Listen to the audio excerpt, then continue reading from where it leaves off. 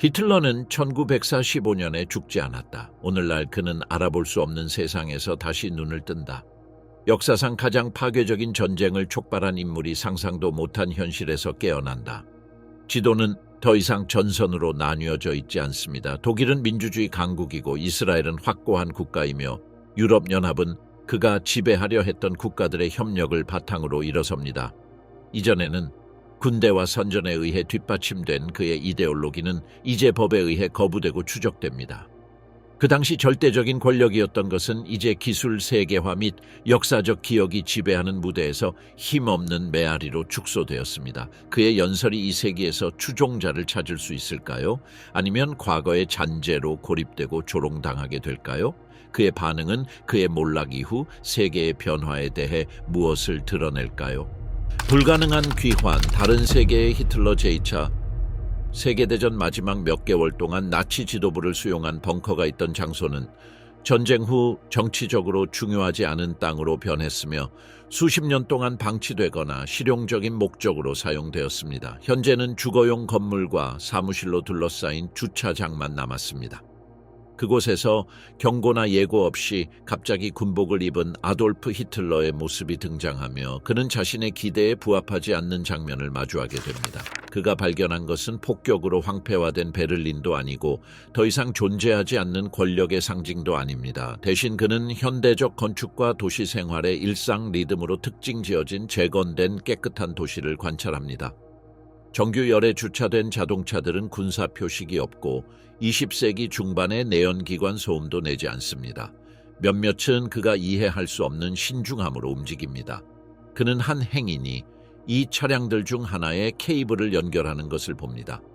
이 작업은 그가 알고 있던 기술과 연관시키기 어려운 전기 충전 시스템입니다. 주변에서 시민들은 손에 들고 있는 빛나는 직사각형 물체들을 가지고 있으며 그들에게 말을 걸고 손가락으로 터치 스크린을 넘깁니다. 그것들은 휴대전화이며 이미지를 실시간으로 전송하고 역동적인 지도를 보여주며 수많은 사용자들을 연결할 수 있는 정보관리 및 통신 장치입니다.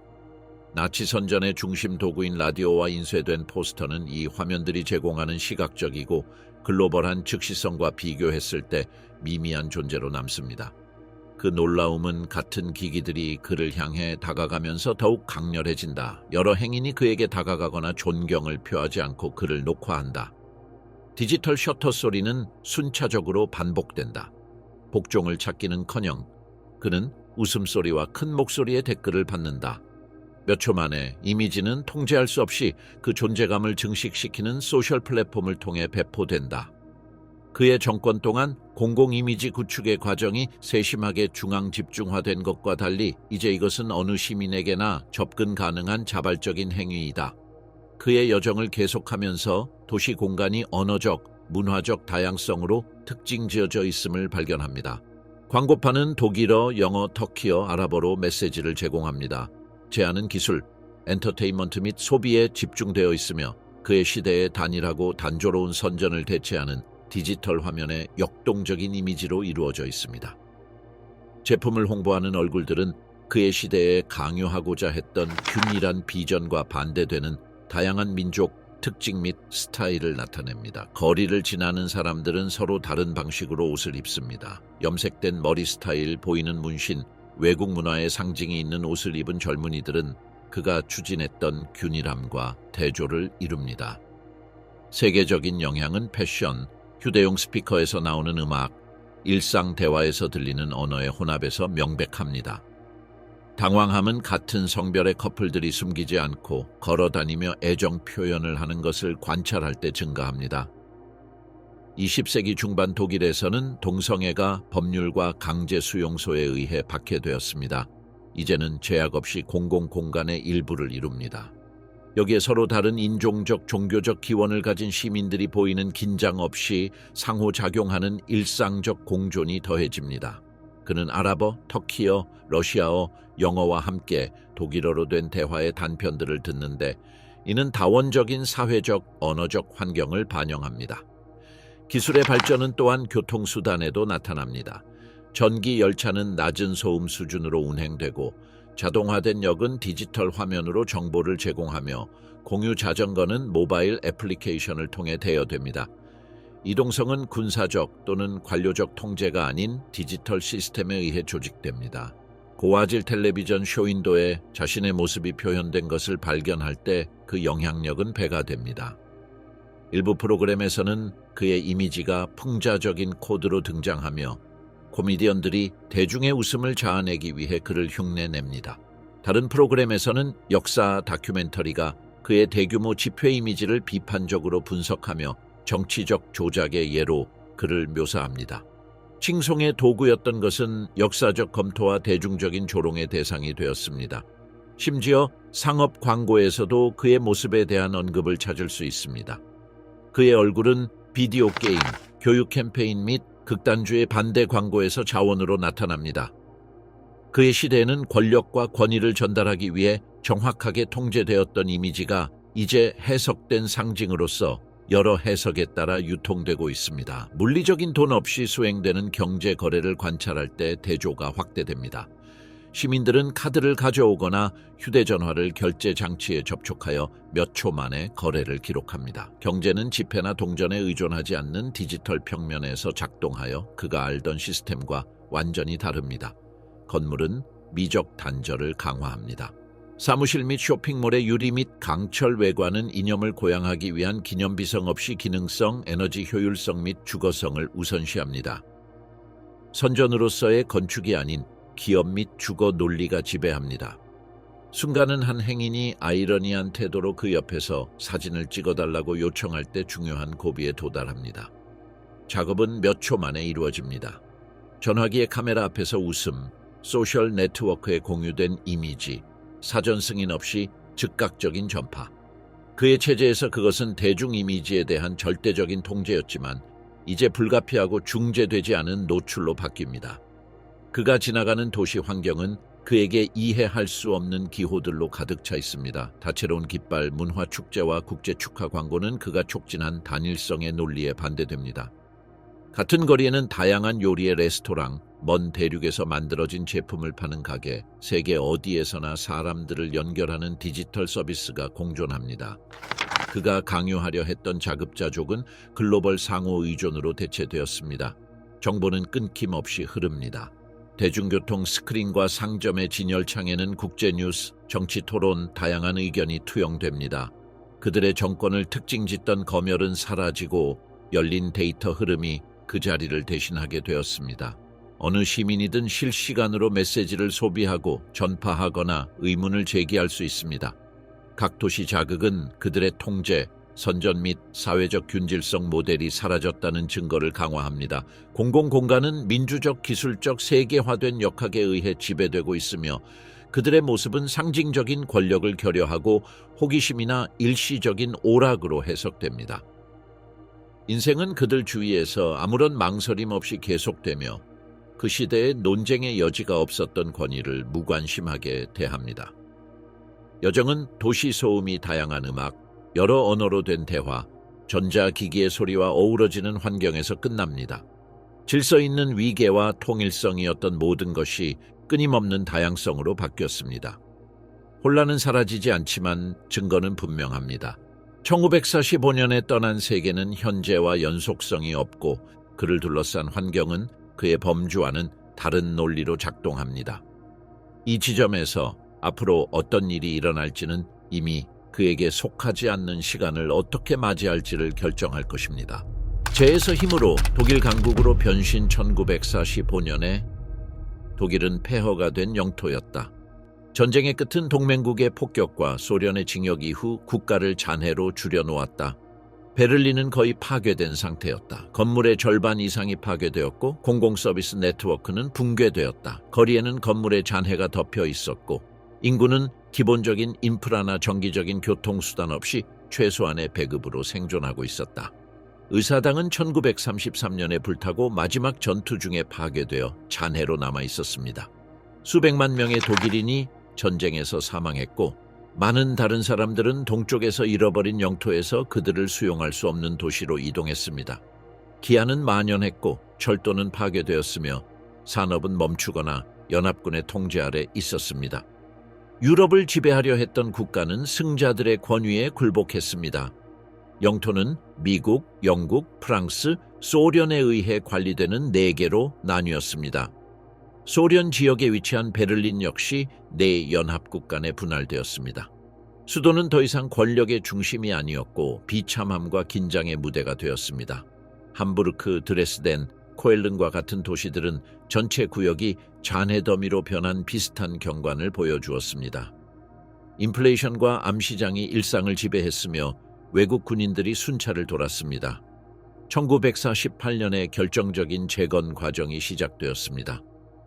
미국이 추진한 마셜 플랜은 서유럽의 생산을 재활성화할 수 있게 해주는 신용, 원자재 및 기계를 제공했습니다. 서독은 주요 수혜자 중 하나였습니다. 몇 년 만에 독일 경제 기적으로 알려지게 될 기반이 마련되었습니다. 소련이 관리하는 동쪽 지역과의 대조가 분명했습니다. 그곳에서는 기업의 국유화와 엄격한 정치적 통제를 특징으로 하는 중앙계획 모델이 적용되었습니다. 리듬의 차이가 두 독일의 운명을 결정지었습니다. 서쪽에서는 자동차 및 화학 산업이 빠르게 회복되었고 기업들은 곧 국제적 중요성을 얻게 되었습니다. 동쪽에서는 생산성이 제한된 채로 남아있었고 삶의 질은 뒤처졌습니다. 분단은 1961년에 베를린 장벽 건설과 함께 고착되었습니다. 이 장벽은 단순히 영토를 나눈 것이 아니라 가족을 갈라놓았고 냉전을 물리적으로 상징했습니다. 다음 몇십 년 동안 독일 연방공화국은 세계 주요 경제국 중 하나가 되었습니다. 자동차 생산, 제약 및 기계공학은 산업 강국으로의 입지를 다졌습니다. 반면에 독일 민주공화국에서는 경제가 소련 의존과 경쟁력 부족으로 제한되었습니다.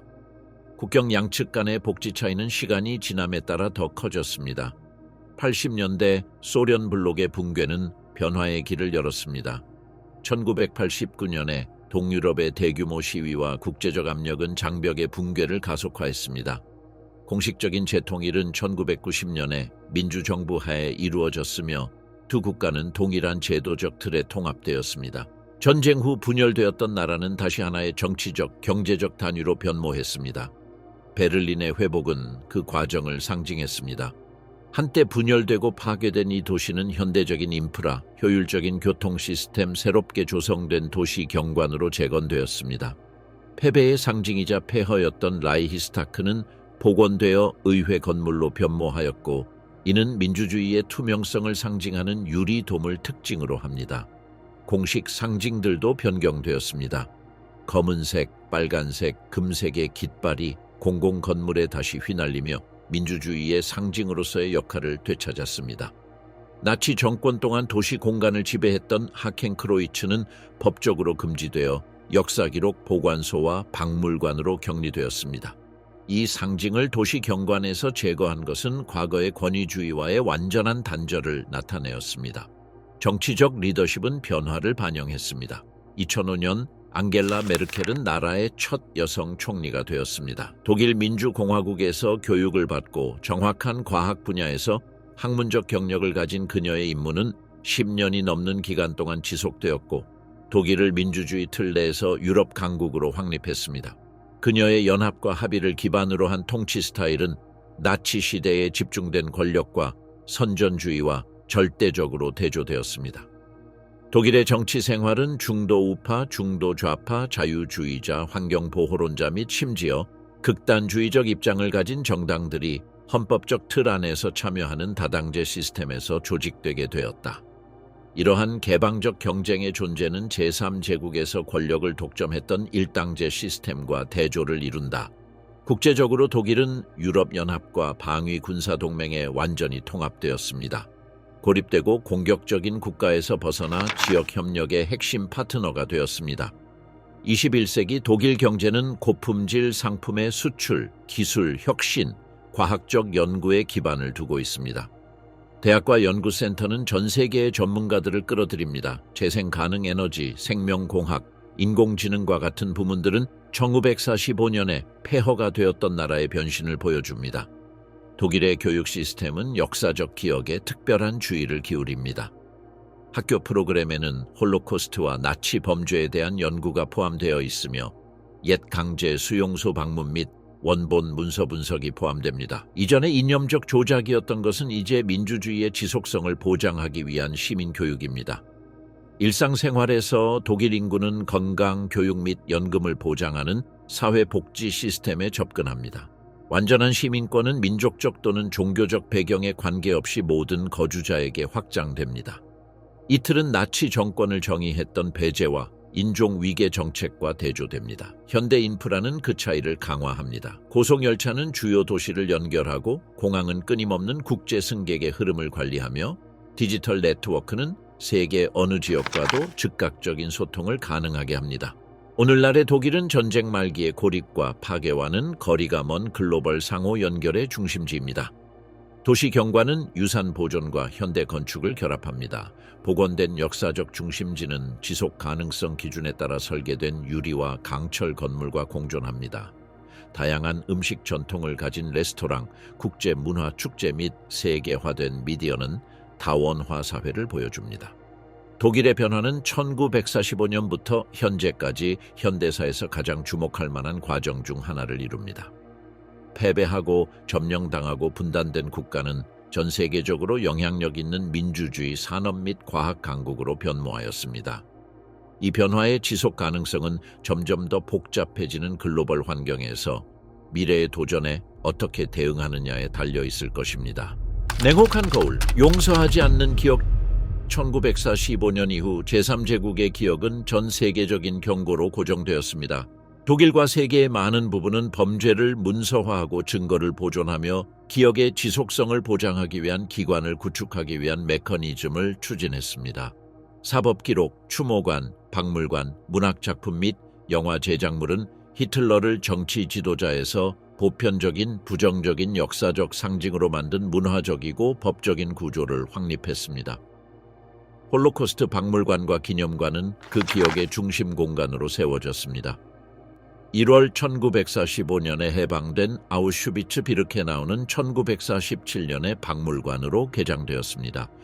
그곳의 막사, 철조망 및 가스실 잔해는 학살의 물증으로 보존되어 있습니다. 매년 수백만 명의 방문객이 희생자들의 원본 물품들인 여행 가방, 사진, 신발, 머리카락 등을 관람합니다.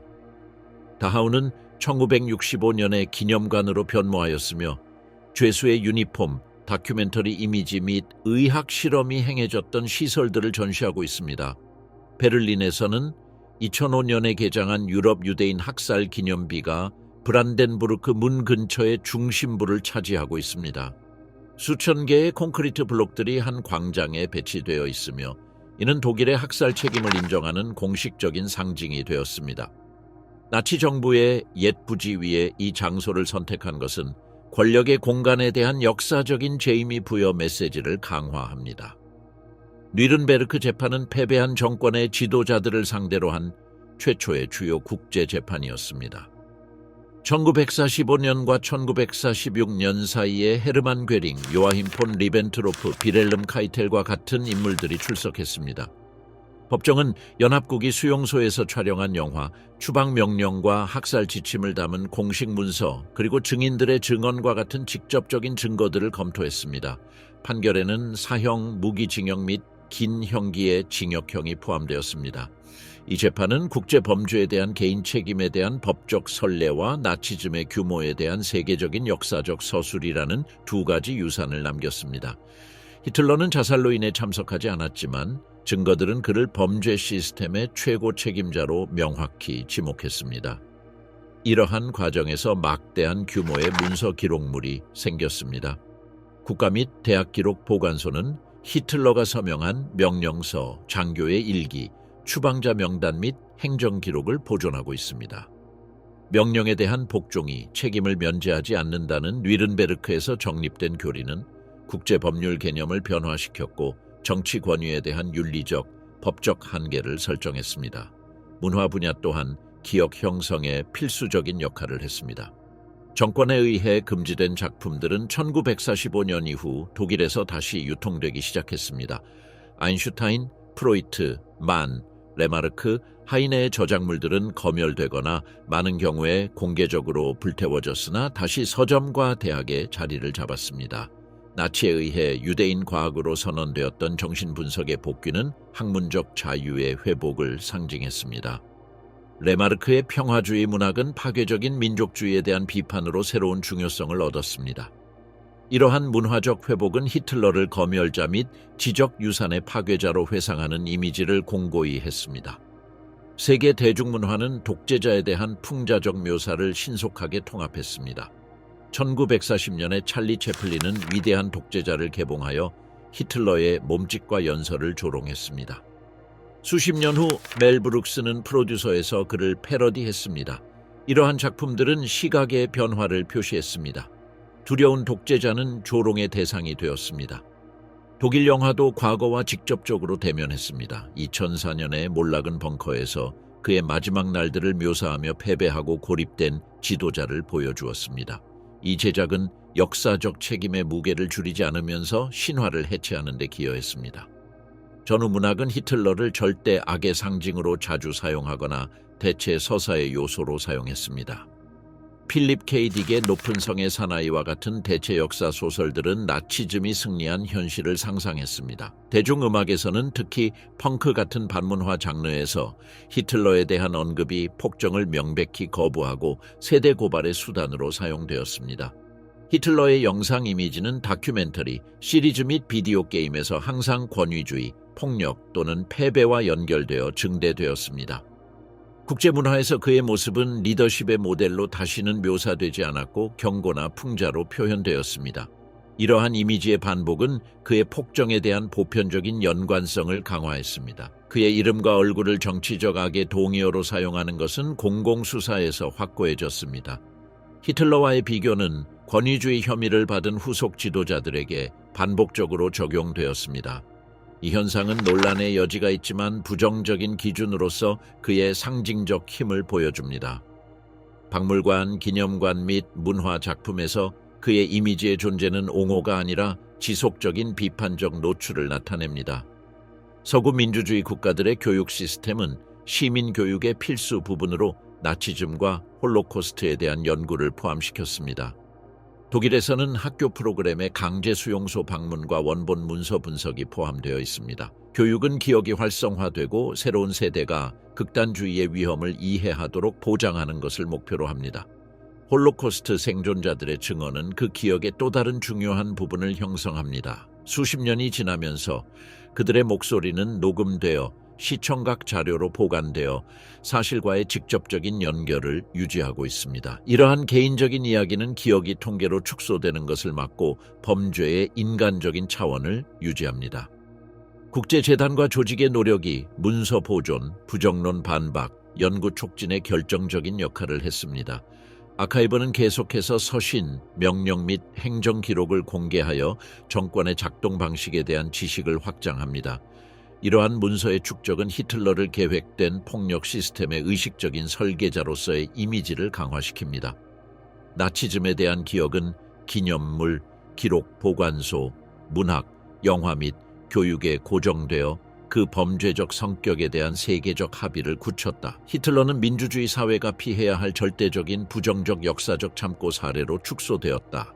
기억은 그를 공공장소, 교육기관 및 국제문화에서 볼 수 있는 영구적인 경고로 변화시켰다. 이 과정의 지속은 미래 세대가 직접 증인이 사라지고 기억을 전달할 책임이 점점 더 기록 보관소, 기관 및 문화, 생산물에 의존하게 되는 상황에서 어떻게 사건들과의 연결을 유지하는가에 달려있다. 무장된 민주주의, 법으로 억제된 나치즘. 1945년의 패배 후 독일은 연합국에 의해 점령되었고 전쟁과 집단 학살의 원인인 이데올로기를 근절하기 위한 비나치화 과정에 넘어갔습니다. 이 전례는 법률 및 정치 체제의 기초가 되었고 수십 년의 세월이 흐르면서 독일 연방공화국에서 중앙 원칙이 되었습니다. 민주주의는 내부에서 파괴하려는 시도에 대해 적극적으로 보호되어야 합니다. 표현의 자유가 거의 절대적으로 해석되는 다른 국가들과는 달리 독일에서는 명확하고 명시적인 한계가 설정되었습니다. 나치즘과 그 상징은 공공장소에서 배제되고 형사 처벌을 받게 되었습니다. 독일 형법은 제86조 A 조항에서 헌법에 반하는 조직의 상징물, 예를 들어 하켄크로이츠, 히틀러 경례 및 SS 휘장 등의 전시를 금지하고 있습니다. 이 조항은 단순한 상징적 선언에 그치지 않으며 벌금과 최대 3년의 징역형까지 포함하는 처벌을 규정하고 있습니다. 나치 깃발을 소지하거나 파시스트 경례를 하거나 제3제국의 상징이 담긴 선전물을 배포하는 행위는 범죄로 규정되어 있습니다. 매년 이런 관행과 관련된 수백 건의 사법 절차가 기록되고 있으며 이는 이러한 규칙의 효과적이고 지속적인 적용을 보여줍니다. 1949년 기본법은 이 접근 방식을 강화했습니다. 과도한 관용으로 인해 히틀러의 합법적인 권력 상승을 허용한 바이마르 헌법의 교훈을 배운 후 새로운 헌법 구조는 민주 질서를 폐지하려는 움직임에 대한 적극적인 방어 메커니즘을 도입했습니다. 연방헌법재판소는 민주주의의 안정을 위협하는 정당을 불법화할 수 있는 특별한 권한을 받았습니다. 1952년에 나치즘의 직접적인 후계자로 간주된 제국사회당이 해산되었고 1956년에 독일 공산당이 헌법적 기초를 훼손하려다 금지되었습니다. 수십 년 후 너나치 사상과 동일시된 국민민주당을 불법화하려는 시도는 그들의 미미한 선거적 중요성 때문에 성공하지 못했지만 공공 논쟁은 민주적 자기 방어 원칙의 유효성을 확인해 주었습니다. 이 개념은 전투적 민주주의로 알려져 있으며 나치즘 동안 망명했던 법률가 카를 로이엔슈타인에 의해 정립되었고 전후의 창립 교리로 채택되었습니다. 중심 아이디어는 민주주의가 그 적들에 대해 중립적일 수 없다는 것입니다. 민주적 자유를 누리는 사람들이 그것을 파괴하는 데 사용하지 못하도록 명확한 법적 한계를 설정해야 합니다. 이 원칙은 독일 정치 체제의 핵심으로 변함없이 유지되고 있습니다. 나치 정권과의 대조는 언론 및 정보 분야에서 분명히 드러납니다. 조셉 괴벌스의 통제해 프로파간다부는 신문, 라디오, 영화 및 문학의 모든 내용을 절대적으로 규제했습니다. 비판이나 다양한 의견에 대한 공간은 존재하지 않았습니다. 현대 독일에서는 헌법이 언론의 자유를 필수적인 기반으로 보호합니다. 다양한 편집 방침을 가진 신문, 다양한 지향을 가진 공공 및 민간 채널, 모든 종류의 디지털 플랫폼이 복수적인 상황을 구성합니다. 정부에 대한 공개적인 비판은 시스템의 정상적인 작동의 일부이며 법원은 정보의 독립성을 보장하고 검열 시도를 제재하기 위해 활동합니다. 정치 풍자는 이 자유의 지표가 되었습니다. 텔레비전 프로그램과 코미디언들은 자주 히틀러를 조롱의 대상으로 삼습니다. 만화, 스케치 및 희극적 표현들이 아무 제약 없이 돌아다니며 지도자의 이미지를 손댈 수 없게 했던 나치 정권과 극명한 대조를 이룹니다. 대중의 조롱은 모든 형태의 권위주의에 맞서는 문화적 저항의 수단으로 변모했습니다. 독일 사회는 그 상징을 두려워하지 않으며 그것을 격화시키고 역사적 만화로 축소시킵니다. 이 변화는 가상의 장면으로 설명될 수 있습니다. 히틀러가 2025년 베를린의 광장에 나타나 자신의 유니폼을 입고 나치 제스처를 취한다면 행인들은 그를 휴대폰으로 촬영하고 몇 분 만에 그 이미지가 사회 네트워크에 풍자적인 댓글과 함께 퍼질 것입니다. 경찰은 법에 따라 개입해 반헌법적 상징의 전시로 그를 체포할 것입니다. 상황은 지지자나 복종을 낳지 않고 조롱, 법적 제재, 사회적 거부를 일으킬 것입니다. 1933년에 정치적 상승의 서막이었던 것은 21세기에는 경범죄와 일시적인 구경거리로 축소될 것입니다. 민주적 저항은 법적 틀에만 국한되지 않습니다. 역사적 기억을 살아있게 유지하기 위해 체계적으로 일하는 문화 및 교육 기관들이 존재합니다. 나치즘에 관한 다큐멘터리는 공영 TV에서 정기적으로 방영되며 체제의 파괴적 결과를 강조합니다. 독일 학교는 커리큘럼의 강제 수용소 방문과 원본 문서 분석을 포함합니다. 이러한 활동은 극단주의의 위험에 대해 의식 있는 시민을 형성하고 민주주의에 대한 헌신을 강화합니다. 사법 시스템은 표현의 자유와 혐오 발언 사이의 경계를 정하기 위한 상세한 판례를 발전시켰습니다. 법원은 인간의 존엄성을 헌법 질서의 불가침 핵심으로 간주하며 폭력을 선동하거나 출신이나 종교로 인해 집단을 격하하는 모든 발언은 제재되어야 한다고 봅니다. 이 해석의 경향은 폭넓은 정치적 논쟁을 보호하지만 극단주의에 대한 명확한 장벽을 설정합니다. 독일 보안 부대는 너나치 및 극우주의자 그룹을 감시하는 전문 부대를 보유하고 있습니다. 이러한 부대는 활동을 모니터링하고 조직에 침투하며 국제기관과 함께 행동을 조율하여 테러나 초국가적 과격화 네트워크를 방지합니다.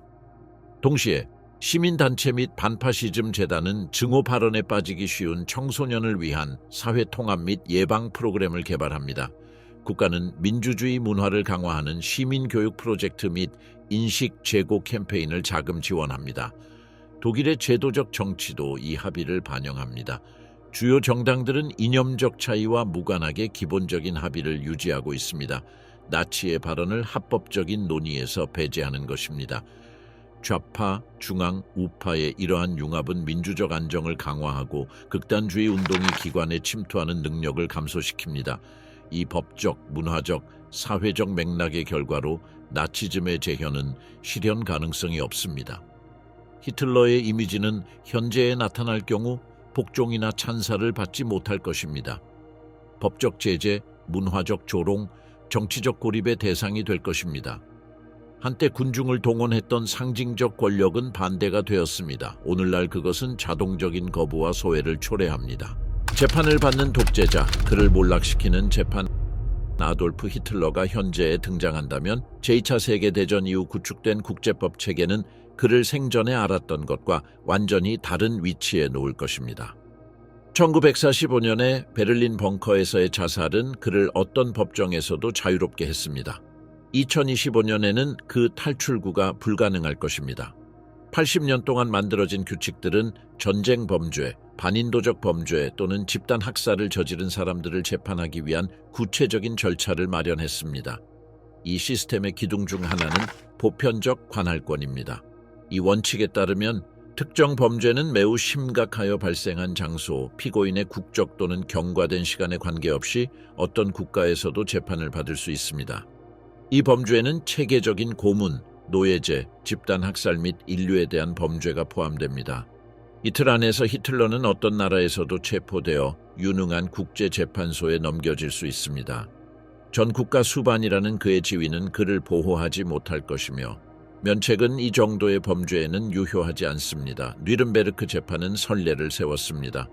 1945년과 1946년 사이에 나치 지도자들은 범죄를 지시하고 계획한 개인의 책임을 확립한 국제법정에서 기소되었습니다.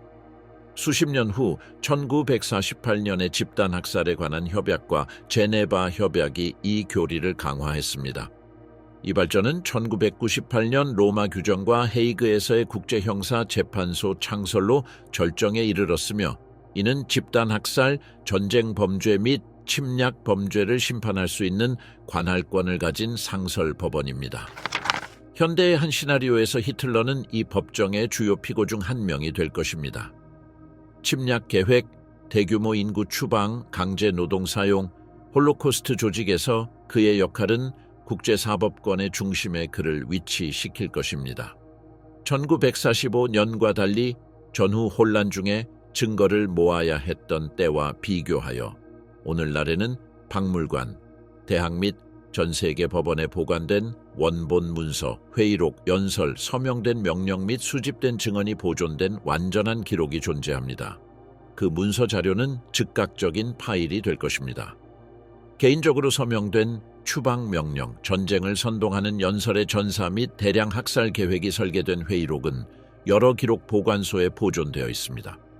수십 년간의 학술 연구로 강화된 물질적 증거는 견고하고 포괄적인 사례를 형성할 것입니다.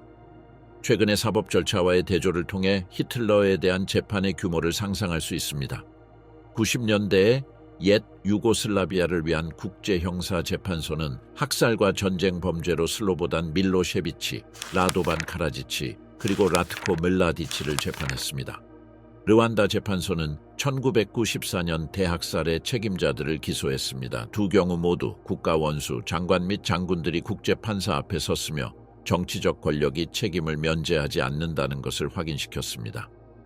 나치 사건에서 가장 가까운 전례는 1961년 이스라엘에서의 아돌프 아이히만 재판이었다.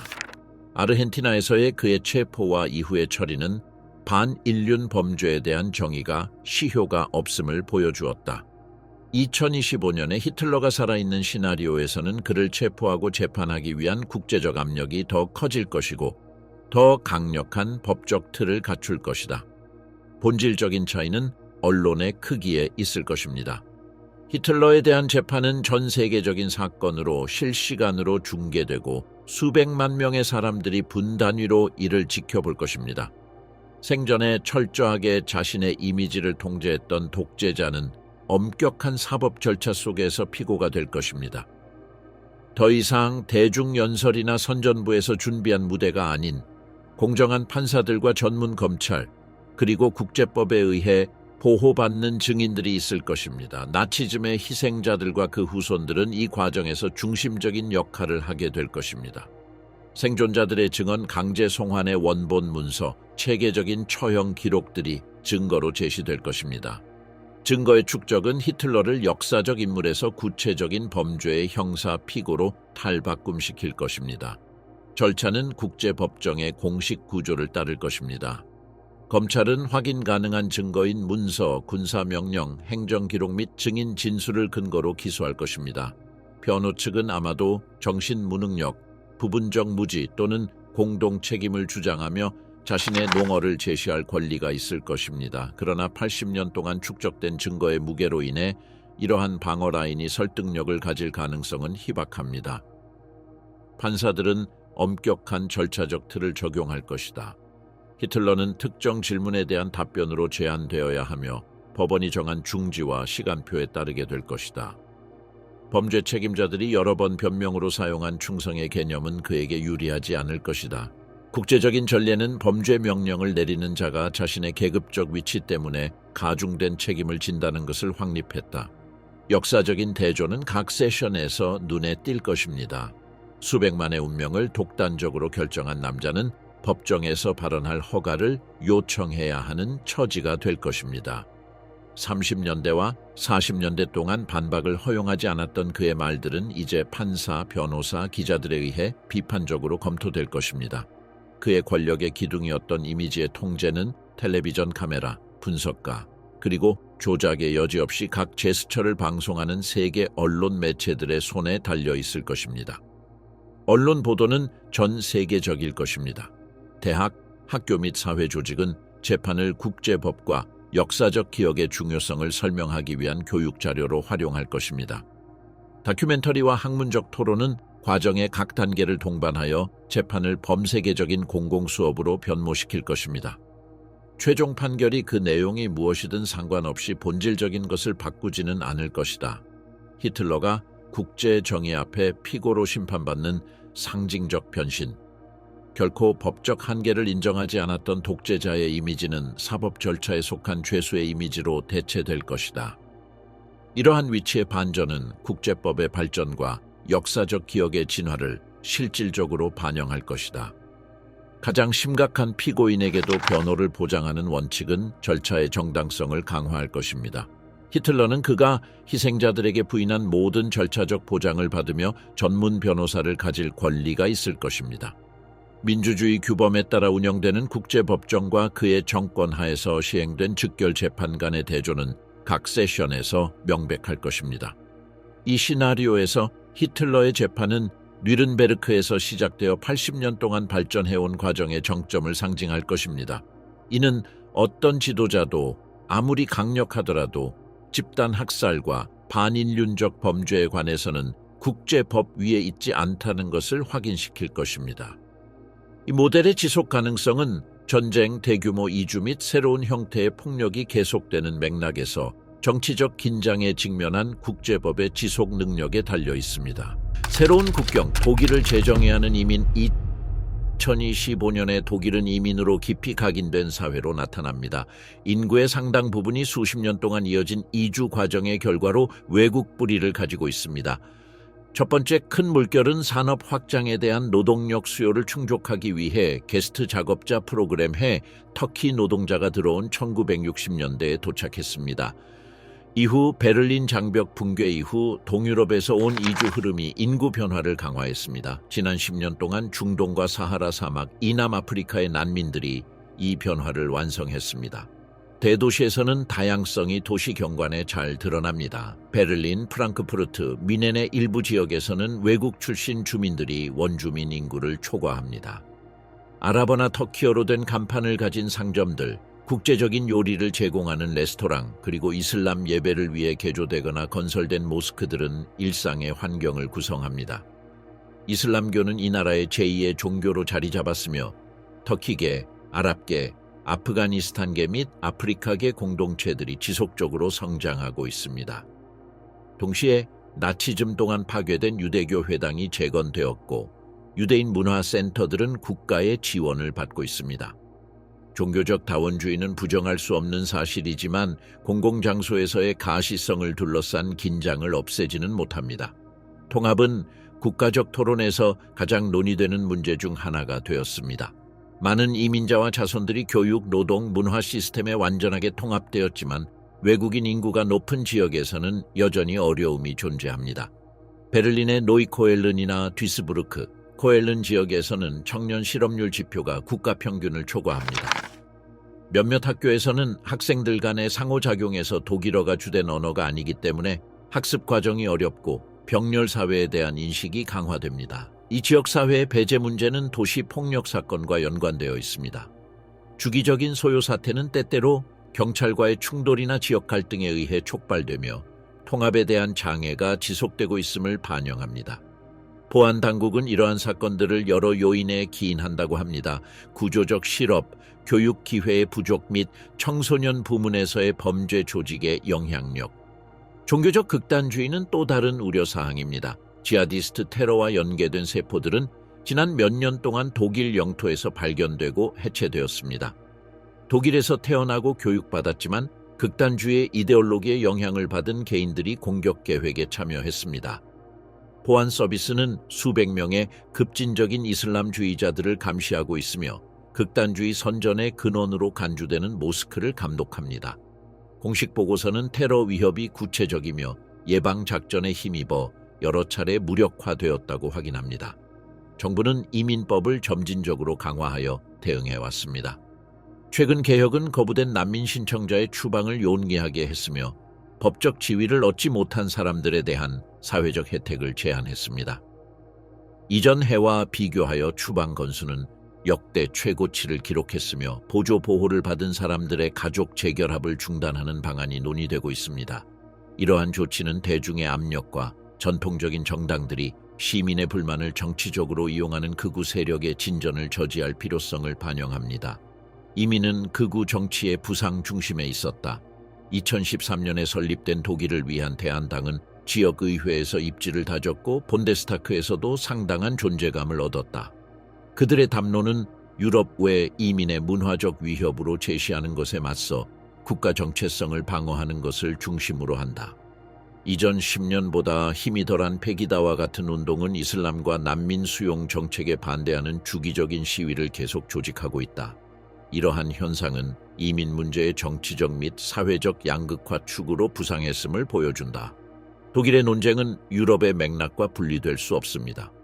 프랑스는 2005년과 최근 몇 년에 특히 이주 인구가 높은 외곽 지역에서 반복적인 소요를 경험했습니다. 수십 년 동안 통합의 모델로 여겨졌던 스웨덴은 현재 이주로 표시된 특정 지역과 관련된 범죄 증가에 직면해 있습니다. 독일은 이러한 경험을 가능한 위험에 대한 경고와 거울로 보고 있습니다. 비유럽 이민과 관련된 쇠퇴의 인식은 정치적 및 미디어 담론에서 반복적으로 나타납니다. 보수적인 부문은 다른 관습과 종교를 가진 공동체의 대량 유입이 사회적 결속을 약화시키고 불안을 증가시키며 대륙의 문화적 정체성을 되돌릴 수 없이 변화시킨다고 주장합니다. 이 관점에 맞서 다른 부문은 이민이 노령화되고 출생률이 낮은 사회에서 경제와 연금 제도를 유지하는 데 필수적이라고 주장합니다. 경제적 필요성과 문화적 두려움 사이의 이 긴장은 현대적 논쟁의 큰 부분을 정의합니다. 독일에서는 대조가 뚜렷하게 나타납니다. 터키, 아랍 또는 아프리카 출신의 전문가들이 대학, 병원 및 기업에 참여하여 경제 성장에 직접 기여하고 있습니다. 동시에 높은 실업률과 극단주의 세포의 활동이 있는 빈민가는 통합의 한계를 보여줍니다. 이러한 이중성은 다문화주의에 대한 낙관적인 이야기와 사회 분열에 대한 경고적인 담화를 동시에 촉진합니다. 당국은 혼합 전략을 시행했습니다. 문제 지역에서의 경찰 존재를 강화하고 이주자 이웃들과의 관계를 개선하기 위한 지역 사회 경찰 프로그램을 개발하며 범죄 조직에 대한 작전을 수행합니다. 교육적 차원에서는 특별한 언어 지원 및 문화 간 통합 프로그램이 도입됩니다. 그러나 긴장은 여전히 지속되며 정치적 논쟁은 여전히 열려 있습니다. 교육 시스템은 이러한 변화를 반영합니다. 베를린, 프랑크푸르트 혹은 코엘른의 여러 학교에서는 이민자 가족의 학생들이 대부분입니다. 이 다양성은 언어 교육, 문화적 공존, 사회 경제적 불평등과 관련된 교육적 도전 과제를 제시합니다. 학교 시스템의 미래에 대한 논의는 이민과 통합에 관한 더 넓은 정치적 논쟁의 일부가 되었습니다. 전통적인 정당들은 더 엄격한 이민 통제와 강화된 통합 프로그램을 결합한 응답을 정리하려고 시도했습니다. 그러나 안전 요구를 포괄적인 정책과 균형 있게 조정하는 데 어려움이 있어 이 문제가 공공의제의 중심에 남아 있습니다. 어떤 단체도 사회 다수와 이민자 공동체 모두를 동시에 만족시킬 합의를 구축하지 못했습니다. 2025년에 독일은 1945년과는 근본적으로 다른 사회입니다. 독일은 다양성에서 비롯된 기회와 긴장을 가진 다문화 국가로 변모했습니다. 이민은 인구 통계, 문화, 국가 정책을 변화시켜 전문적, 교육적 통합에서 진전을 이루게 했지만 배제와 안전 문제도 여전히 남아 있습니다. 이민 정책은 공공생활의 중심축 중 하나로 변하여 정부 연합을 좌우하고 선거 캠페인을 정의하며 여론을 양극화합니다. 독일의 변혁은 뚜렷하다. 한때 민족적 동질성의 상징이었던 나라가 이제 문화적 및 종교적 다양성의 도전에 직면하고 있다. 이러한 긴장을 어떻게 관리하느냐에 따라 내부 안정성뿐만 아니라 유럽연합 내에서의 역할과 국제 무대에서의 위치도 결정될 것이다. 이 새로운 독일의 미래는 점점 더 복잡해지는 글로벌 환경에서 사회적 통합, 내부 보안 및 민주적 모델의 유지를 어떻게 조화시키느냐에 달려있다. 빈 외침, 돌아갈 수 없는 과거. 2025년의 독일에서 나치즘의 기억은 부차적인 문제도 아니고 박물관에만 레레가다 된 조각도 아닙니다. 그것은 국가 정체성의 구조적인 일부가 되었으며 시민 교육의 필수 구성 요소가 되었습니다. 전쟁이 끝난 이후 이 나라는 제3제국의 범죄와 그 정치적, 사회적, 인간적 결과에 대한 지식을 유지하기 위한 기억 정책을 채택했습니다. 홀로코스트, 반대자 박해, 문화 탄압, 그리고 침략 전쟁은 모든 수준의 학교 프로그램에 필수적으로 포함됩니다. 독일 학생들은 정기적으로 기념으로 전환된 강제 수용소를 방문합니다. 다우, 베르겐벨젠 및 아우슈비츠는 주교제, 다큐멘터리 및 교육 견학에서 국가폭력의 범위에 대한 실질적인 교훈으로 나타납니다. 홀로코스트 교육은 숫자와 연대기에 기초를 두고 있지만 구체적인 경험에 근거한 직접적인 증언, 일기 및 편지에도 의지합니다. 이렇게 하여 수십 년 후에 태어난 세대들은 권위주의적 정권의 반복을 예방하려는 명확한 목적을 가진 문서화된 이야기를 받게 됩니다. 독일 정부는 기념관으로의 학교 여행을 지원하고 이러한 교육 방법을 강화하는 국제교환 프로그램을 유지합니다. 독일 대학은 나치즘과 그 여파를 계속해서 문서화하는 전문 교수직과 연구센터를 운영합니다. 이 학문적 및 교육적 구조는 기억을 제도화된 영구적인 요소로 만들었습니다. 공공장소 또한 이러한 정책을 반영합니다. 여러 도시에서 스톨퍼스타이네라는 금속 작은 판들은 옛 추방된 이들의 주택 앞 바닥에 박혀 있어 희생된 이들의 이름과 날짜를 기억하게 합니다. 기념비, 조각품, 정보판들은 거리와 광장을 끊임없는 기억의 무대로 바꿔놓습니다. 베를린과 뮌헨에서는 보행자들이 역사적인 과거와 현재의 도시를 연결하는 기억물과 매일 교차합니다. 국제무대에서 히틀러는 권위주의와 제도화된 인종차별주의의 보편적 상징으로 자리 잡았습니다. 의회와 언론에서는 민주주의에 위험한 것으로 인식되는 정책을 지적하기 위한 즉각적인 수단으로 그의 이름이 사용됩니다. 이후의 독재자들과 권위주의 지도자들은 그와 비교되었으며 이는 경고의 상징으로서 그의 모습이 지속되고 있음을 반영합니다. 세계 문화는 이 표현을 강화합니다. 영화, 시리즈, 만화, 비디오 게임은 항상 물리쳐야 할 적으로서 절대적인 적대자의 이미지로 그의 모습을 재현합니다. 채플린의 영화적 풍자에서부터 현대의 제작물에 이르기까지 히틀러의 모습은 반복적으로 나오지만 긍정적인 의미로는 절대 등장하지 않습니다. 대안적 현실을 상상하는 가설적 소설 작품에서도 그의 이미지는 역사적 기억에서 그를 식별하는 부정적인 성격을 유지합니다. 교육, 기억 및 문화의 누적 효과로 인해 히틀러는 2025년에 절대적 소수자의 위치에 놓이게 됩니다. 그의 슬로건은 공감을 얻지 못할 것입니다. 전후 세대는 권위주의적 수사를 식별하고 거부하도록 교육받았기 때문입니다. 나치 상징은 법적으로 금지되어 있고 사회적으로도 명예를 잃었습니다. 디지털 공간에서 히틀러의 이미지는 정치적 증오 맥락이나 바이럴 패러디에서 등장하지만 진지한 권력 모델로서는 거의 사용되지 않습니다. 역사적 차이는 어떤 공개된 무대에서도 보일 것입니다. 대규모 집회에서 군중을 모아 리더십을 쌓았던 그 남자는 오늘날 무관심이나 조롱을 직면하게 될 것입니다. 그의 구호는 도시의 소음 속에서 사라져버리고 휴대전화로 기록되어 호기심 어린 아이러니나 비판으로 소셜미디어에 공유될 것입니다. 과거의 선전을 증폭시켰을 디지털 플랫폼은 이제 조롱의 수단으로 작용할 것입니다. 30년대의 개인 숭배와 현재의 주변성 사이의 대조는 독일과 유럽이 지나온 정치적 문화적 거리를 가장 분명하게 반영합니다.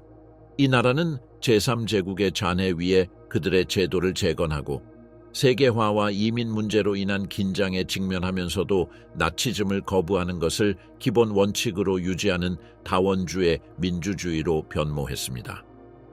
내부의 모순은 현실적입니다. 사회 통합의 어려움, 문화적 정체성에 대한 논쟁, 정치적 양극화, 경제적 도전. 그러나 이러한 논쟁은 전체주의 프로젝트를 명시적으로 배제하는 안정된 제도적 틀 안에서 진행됩니다. 극우 정당은 선거에서 경쟁할 수 있지만 나치의 상징과 관행을 금지하는 헌법적 한계를 존중하는 한도 내에서만 가능합니다. 기억은 문화적 백신으로 작용합니다. 홀로코스트의 체계적인 교육, 희생자들의 증언 보존, 학문적인 체제 문서화, 대중문화에서의 비판적 재현은 극단적 권위주의에 대한 사회적 방어를 형성했습니다. 히틀러는 더 이상 가능한 정치적 인물로 인식되지 않으며 역사적 경고로 간주됩니다. 이 거부는 독일의 국경을 초월합니다. 히틀러라는 인물은 세계 유산으로 변모하여 보편적인 부정적 예시로 사용됩니다. 여러 나라의 박물관, 기념관 및 교육 프로그램은 인종차별과 국가폭력의 위험에 대한 경고로서 그를 제시합니다. 그의 기억의 국제화는 어떤 재활도 불가능하게 만듭니다. 독일의 민주적 기관들은 그들의 부상을 허용했던 제도적 붕괴를 막기 위해 특별히 설계되었습니다. 1949년 기본법, 헌법재판소 및 다당제 시스템은 확고한 장벽을 세웠습니다. 80년 동안 이러한 기관들은 경제위기, 사회적 긴장 및 정치적 변화를 극복하며 무너지지 않았습니다. 정치적 변화는 심오한 사회적 변화와 함께 찾아왔습니다. 독일은 동질적인 국가에서 문화적, 종교적, 정치적으로 다양한 사회로 변했습니다. 이러한 다양성은 도전 과제를 제시하지만 동시에 권위주의적 통일 프로젝트에 대한 구조적 장벽을 형성합니다. 다원주의는 그 자체로 전체주의에 대한 제동장치입니다. 국가 검열로부터 자유로운 언론 매체는 끊임없이 극단주의적 표현을 감시합니다. 기자와 학자들은 권위주의적 경향에 대해 체계적인 비판을 가하며 열린 공공공간을 유지합니다. 시민사회는 민주주의 수호와 극단주의 단체 감시에 전념하는 재단과 단체를 조직합니다. 이 제도적, 문화적, 사회적 구조의 결과는 히틀러가 가정적으로 현재에 나타난다면 주변부로 밀려날 수밖에 없는 상황입니다. 그는 규율을 지키는 추종자나 그의 부상을 허용할 시스템을 찾지 못할 것입니다. 1930년대에 대대적인 환호를 받았던 것이 2025년에는 즉각적인 고립이 될 것입니다. 그가 돌아올 수 없는 것은 단지 민주적 제도의 힘 때문만이 아니라 집단 의식의 변화 때문이기도 합니다. 독일 사회는 역사적으로 나치즘을 처리하고 그것을 학문적 연구의 대상으로 삼았으며 정치적 경고로 삼아 그 반복을 막기 위한 영구적인 메커니즘을 확립했습니다. 이 점에서 나치즘은 정치적 선택이 아닌 극단주의의 위험에 대한 영구적인 상기자로서 마땅한 자리에 고정되었습니다. 그러나 미래는 새로운 도전을 제기하며 진정한 문제는 이 문화적, 제도적 방어가 21세기의 유럽을 가로지르는 사회적, 정치적 변화를 얼마나 견딜 수 있는가 하는 것입니다.